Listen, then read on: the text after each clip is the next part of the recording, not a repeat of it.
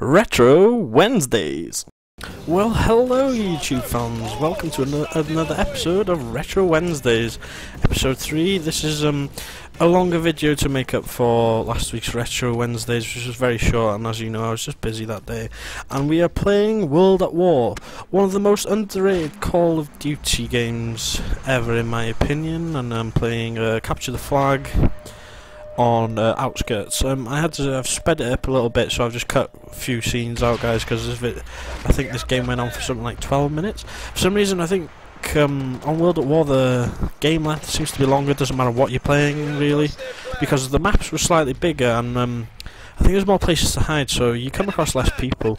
But anyway, it's one of the most underestimated games, as well as underrated, in my opinion, because it's a good little game. I enjoy playing it, to be honest. Yeah, I think the hit registration wasn't as good as Modern Warfare 2, but it was, I think, when they started trying to improve it, I think so, and it was more on target. You know, you weren't just, you know, shooting someone and they weren't dying, so they were improving it. But for some reason, I think because Call of Duty 4 Modern Warfare, the first one, was so good, people didn't really transition over to World at War for some reason, because they went back in a way back to the World War. So, and I don't think people warmed to it as much because they'd played more of a futuristic ones. They went back on the guns and that as well. I'm not saying the guns are still awesome, because they really are awesome still in this game, in my opinion.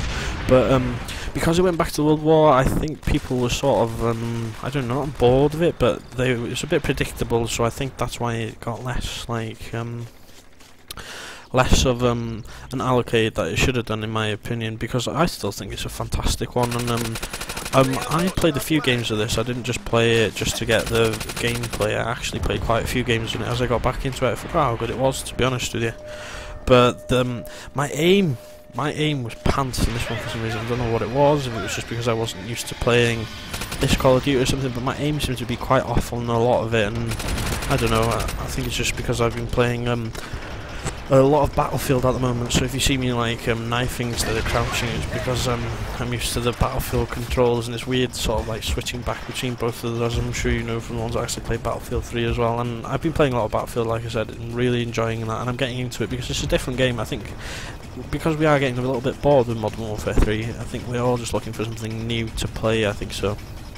And but I've been playing Modern Warfare 3 as well. I've been getting back into it since they put the new playlists in, the free-for-all ones.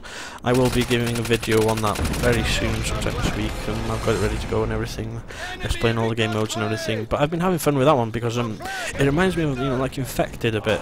It's like that kind of gameplay where it's more fun, because that's what I think the Call of Duties are. They get like boring slowly and a bit stale. I think by introducing new game modes, it keeps it fun, in my opinion. It's not just sort of you just you know, playing the same thing over again. There's a bit more variety, and I'm really getting into just like one in the chamber, and that's really fantastic. So I will have a video out this week on that.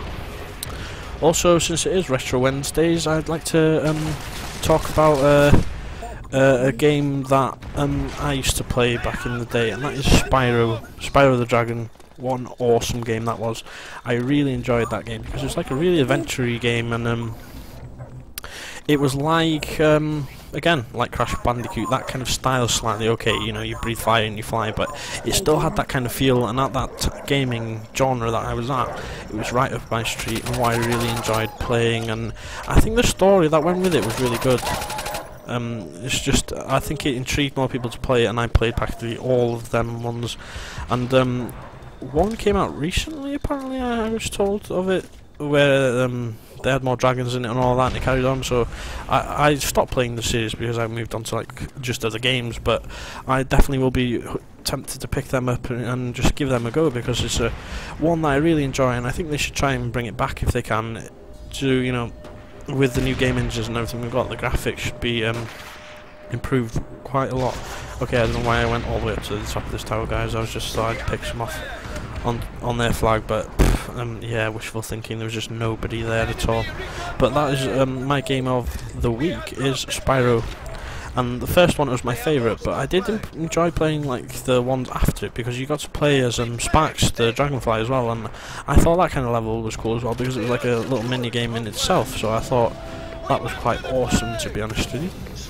And another game that I enjoyed playing as well was the Sly Cooper series. They weren't as retro, but you know, they're still quite older games, and I've only recently bought the 3 games in one for PlayStation 3, so I've been replaying all of them again. It's been really fantastic to play the Sly Cooper series, and there is a new Sly Cooper coming out this year. I think it's summertime, so I cannot wait for that to come out, because again, that was a fantastic gaming, and that just reminded me of Ratchet and Clank a little bit, and that's my kind of favourite adventure kind of playing games, and it's just fantastic that they're actually making more of them, because I definitely think there's more in the series to write about it, so I'm just like extremely stoked that they're actually bringing them out, so I just can't wait. So I'll be probably streaming some of that game, even just maybe a let's play on that when it does come out. In this game, sorry, by the way, we're playing Capture the Flag.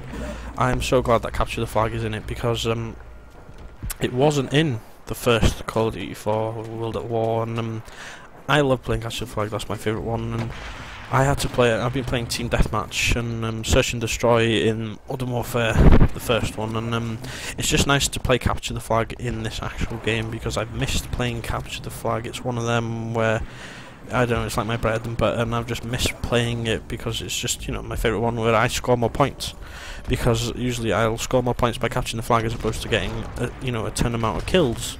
But it was just nice to play on this, and I think I'll be definitely getting a few of my friends to actually have a few games of World at War, even though it has been hacked quite badly. Because I was playing a few games earlier on, and this guy was just like, I don't know, it's like he had God mode on or something, and just everybody was shooting him and he just wasn't dying at all. And to begin with, I thought I was just really bad at aiming or something, but then I just realised that the game had been, well, he'd hacked it, so to speak, and he was just being, he was just running around with that flag. He wasn't even capping it. So I don't get that. It wasn't like he was killing us like that. Okay, he was killing a few of us, but it wasn't like he was getting lots of points. So I don't understand, if you're going to hack it, at least, score some points and that. But he wasn't even ranking up that. So, if you've hacked the game and you're still playing that bad, what it must be like. I just give up. I just wouldn't bother playing Call of Duty if you were that bad, even with being hacked, because we were still winning the levels, even though, the game Capture the Flag, we were still winning, even though he'd hacked the game. So I don't know. People like that obviously just need to sort it out. And that's the only downside. I would love for him to, patch the games. This then brings me to my question of the day, which is your favourite crisps? Mine would have to be Monster Munchers are my favourite ones, and I also like Discos. What are your favourite ones, and what's your favourite flavour?